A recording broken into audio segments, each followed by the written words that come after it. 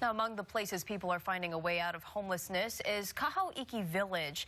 We wanted to know what's working well and how that model could help more people get into stable housing.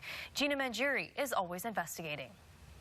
I've been digging into the issues surrounding the root causes of homelessness and what works and doesn't work to get people off the streets.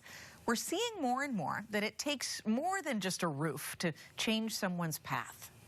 Brittany Howard and her bright little boy go about their day like many families across Oahu. Make sure the little one gets fed, loved, and taught. Mom puts in a solid day's work, rest and play in the comforts of a home. But it wasn't always this way for Brittany, nor for thousands of housing-insecure people on the island. I came out of prison, and from prison I went into a clean and sober house. I went into another clean and sober house, and my lawyer called me and said, "Congratulations, you're getting your kids back."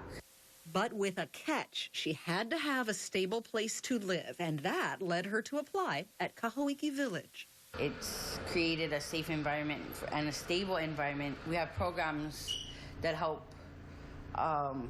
with employment, with learning how to garden. We have childcare. We have we have round-the-clock support. We have case management. KHON2 Village houses more than 500 individuals and families. They pay a modest rent of under $1,000 a month, even for the largest two-bedroom units. It's a project made possible by private sector donations led by Dwayne Carisu, state and county resources from land to utilities and grants, and day-to-day operations by the Institute for Human Services. Brittany found more than just a home here. She's found a career path. I'm studying my schooling in social work. Intro to social work, and my end goal is to become a substance abuse counselor. Meanwhile, she's working for IHS in a specialty shelter program. I asked her, why does KHON2 Village work when sometimes others cycle in and out of shelter programs or won't leave the streets?